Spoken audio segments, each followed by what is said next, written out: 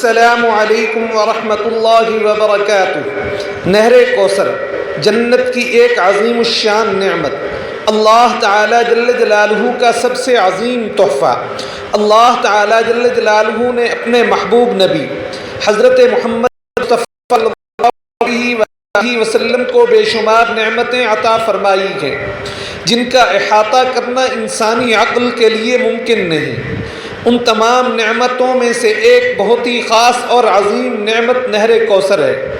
یہ وہ مقدس نہر ہے جس کا تذکرہ قرآن مجید میں بھی موجود ہے، اور جناب نبی کریم صلی اللہ علیہ وآلہ وسلم نے اس کی تفصیلات اپنی احادیث مبارکہ میں کثرت کے ساتھ بیان فرمائی ہیں۔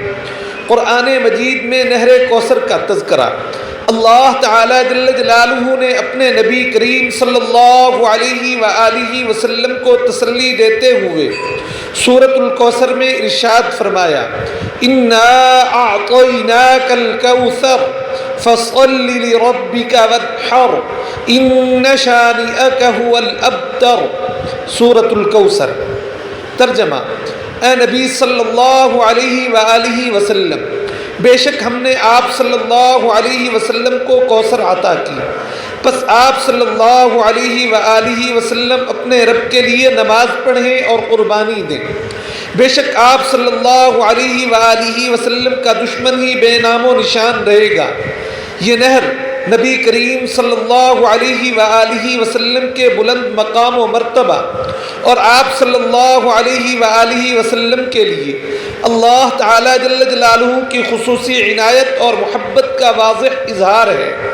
حدیث کی روشنی میں نہر کوثر کی وضاحت نبی کریم صلی اللہ علیہ وآلہ وسلم نے اپنے صحابہ اکرام رضوان اللہ علیہم اجمعین کو نہر کوثر کے بارے میں تفصیل سے آگاہ فرمایا۔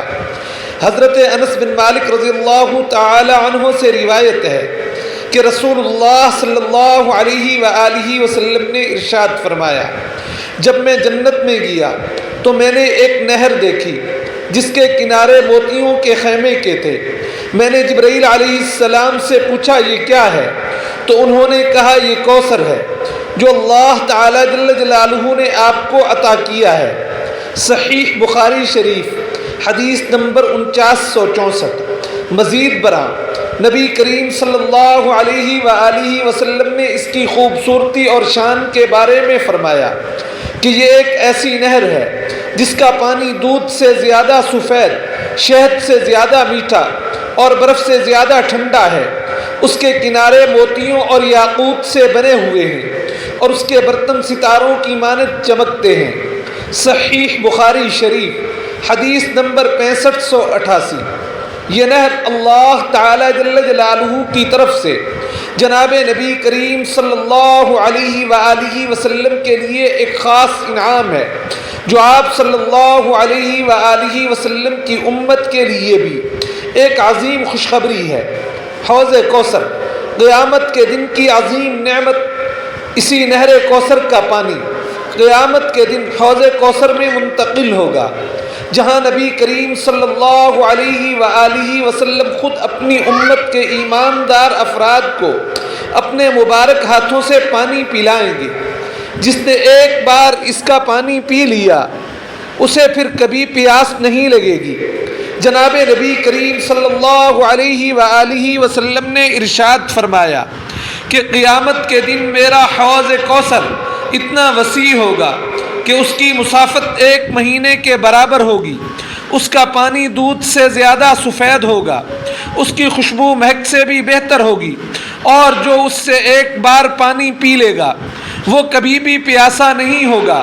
صحیح مسلم شریف حدیث نمبر 2292۔ کون لوگ کوثر سے محروم رہیں گے؟ یہ ایک نہایت افسوسناک حقیقت ہے کہ کچھ بدقسمت لوگ اس عظیم نعمت سے محروم رہ جائیں گے۔ جناب نبی کریم صلی اللہ علیہ وآلہ وسلم نے ارشاد فرمایا، قیامت کے دن کچھ لوگ میرے حوض کوثر کی طرف آئیں گے لیکن انہیں مجھ سے دور کر دیا جائے گا۔ میں کہوں گا، اے میرے رب کریم جل جلالہ، یہ لوگ تو میری امت کے لوگ نظر آتے ہیں۔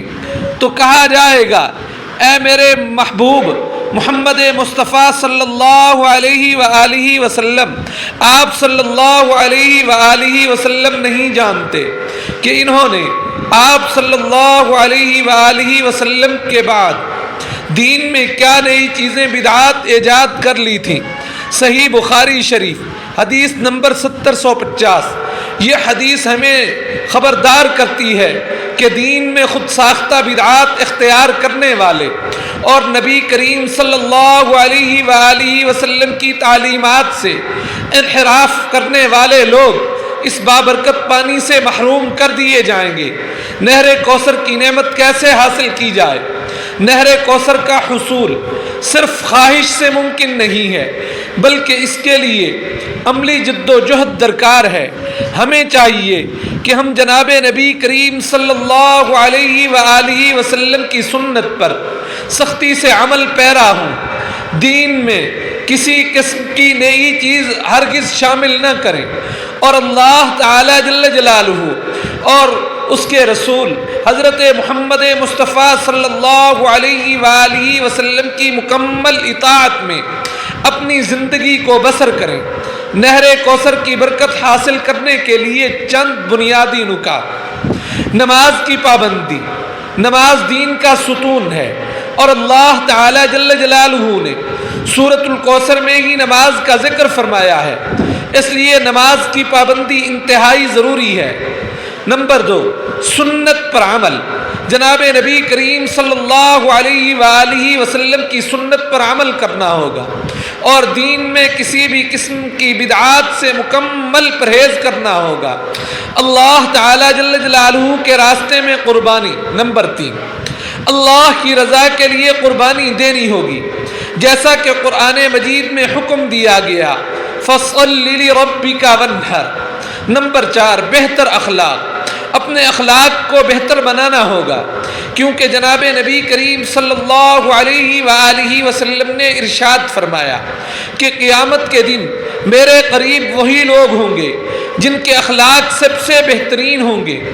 سچی محبت۔ نمبر 5، اللہ تعالی جل جلالہ اور اس کے رسول محمد مصطفیٰ صلی اللہ علیہ وآلہ وسلم سے سچی محبت رکھنی ہوگی، اور آپ صلی اللہ علیہ وآلہ وسلم کی تعلیمات کو اپنی زندگی کا اوڑھنا بچھونا بنانا ہوگا۔ نہر کوثر کی دعا۔